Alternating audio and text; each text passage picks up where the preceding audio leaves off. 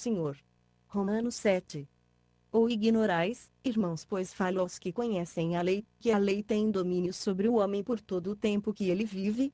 Porque a mulher casada está ligada pela lei a seu marido enquanto ele viver, mas, se ele morrer, ela está livre da lei do marido. De sorte que, enquanto viver o marido, será chamado adúltera, se for de outro homem, mas, se ele morrer, ela está livre da lei, e assim não será adúltera se for de outro marido. Assim também vós, meus irmãos, fostes mortos quanto à lei mediante o corpo de Cristo, para pertencerdes a outro, aquele que ressurgiu dentre os mortos a fim de que demos fruto para Deus. Pois, quando estávamos na carne, as paixões dos pecados, suscitadas pela lei, operavam em nossos membros para darem fruto para a morte. Mas agora fomos libertos da lei, havendo morrido para aquilo em que estávamos retidos, para servirmos em novidade de espírito, e não na velhice da letra. Que diremos, pois? É a lei pecado? De modo nenhum. Contudo, eu não conheci o pecado senão pela lei, porque eu não conheceria a concupiscência, se a lei não dissesse não cobiçarás.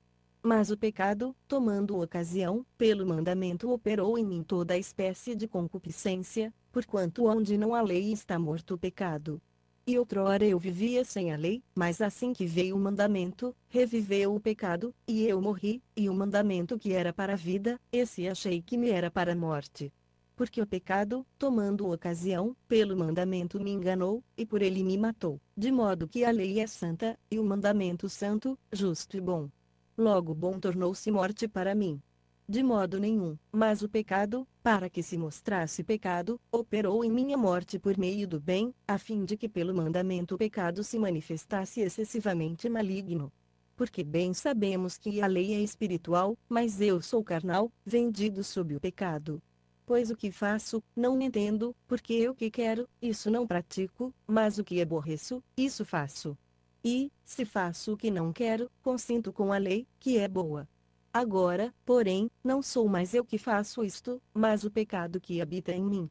Porque eu sei que em mim, isto é, na minha carne, não habita bem algum, com efeito o querer o bem está em mim, mas o efetuá-lo não está.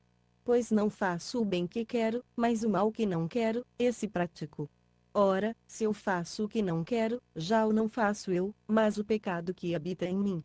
Acho então esta lei em mim, que, mesmo querendo eu fazer o bem, o mal está comigo. Porque, segundo o homem interior, tenho prazer na lei de Deus, mas vejo nos meus membros outra lei guerreando contra a lei do meu entendimento, e me levando cativo à lei do pecado, que está nos meus membros. Miserável homem que eu sou, quem me livrará do corpo desta morte?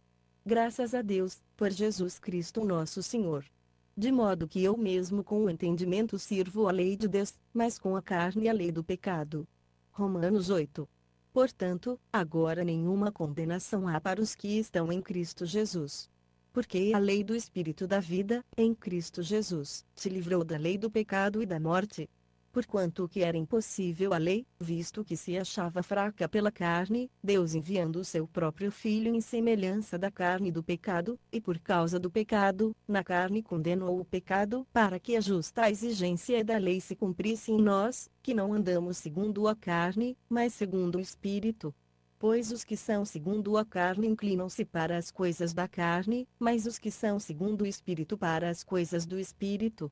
Porque a inclinação da carne é morte, mas a inclinação do espírito é vida e paz. Porquanto a inclinação da carne é inimizade contra Deus, pois não é sujeita à lei de Deus, nem em verdade o pode ser, e os que estão na carne não podem agradar a Deus. Vós, porém, não estáis na carne, mas no Espírito, se é que o Espírito de Deus habita em vós. Mas, se alguém não tem o Espírito de Cristo, esse tal não é dele. Ora, se Cristo está em vós, o corpo, na verdade, está morto por causa do pecado, mas o espírito vive por causa da justiça. E, se o espírito daquele que dos mortos ressuscitou a Jesus habita em vós, aquele que dos mortos ressuscitou a Cristo Jesus há de vivificar também os vossos corpos mortais, pelo seu espírito que em vós habita. Portanto, irmãos, somos devedores, não à carne para vivermos segundo a carne, porque se viverdes segundo a carne, haveis de morrer, mas, se pelo Espírito mortificardes as obras do corpo, vivereis. Pois todos os que são guiados pelo Espírito de Deus, esses são filhos de Deus. Porque não recebestes o espírito de escravidão, para outra vez estardes com temor, mas recebestes o espírito de adoção, pelo qual clamamos Abba, Pai. O Espírito mesmo testifica com o nosso espírito que somos filhos de Deus, e, se filhos, também herdeiros, herdeiros de Deus e co-herdeiros de Cristo, se é certo que com Ele padecemos, para que também com Ele sejamos glorificados. Pois tenho para mim que as aflições deste tempo presente não se podem comparar com a glória que em nós há de ser revelada. Porque a criação aguarda com ardente expectativa a revelação dos filhos de Deus. Porquanto a criação ficou sujeita à vaidade, não por sua vontade, mas por causa daquele que a sujeitou, na esperança de que também a própria criação há de ser liberta do cativeiro da corrupção, para a liberdade da glória dos filhos de Deus. Porque sabemos que toda a criação, conjuntamente, geme e está com dores de parto até agora, e não só ela, mas até nós, que temos as primícias do Espírito, também gememos em nós mesmos, aguardando a nossa adoração, a saber, a redenção do nosso corpo. Porque na esperança fomos salvos. Ora, a esperança que se vê não é esperança, pois o que alguém vê, como o espera, mas, se esperamos o que não vemos, com paciência o aguardamos. Do mesmo modo também o Espírito nos ajuda na fraqueza, porque não sabemos o que havemos de pedir como convém, mas o Espírito mesmo intercede por nós com gemidos inexprimíveis. E aquele que esquadrinha os corações sabe qual é a intenção do Espírito que ele, segundo a vontade de Deus, intercede pelos santos. E sabemos que todas as coisas concorrem para o bem daqueles que amam a Deus, daqueles que são chamados segundo o seu propósito.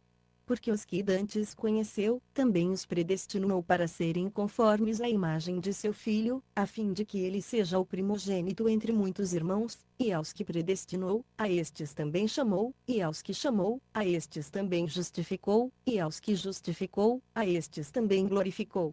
Que diremos, pois, a estas coisas? Se Deus é por nós, quem será contra nós?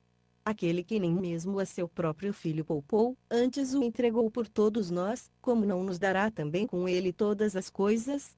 Quem intentará acusação contra os escolhidos de Deus, é Deus quem os justifica, quem os condenará.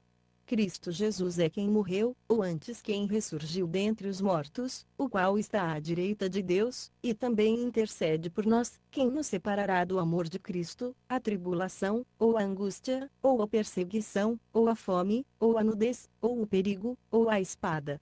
Como está escrito: por amor de ti somos entregues à morte o dia todo, fomos considerados como ovelhas para o matadouro.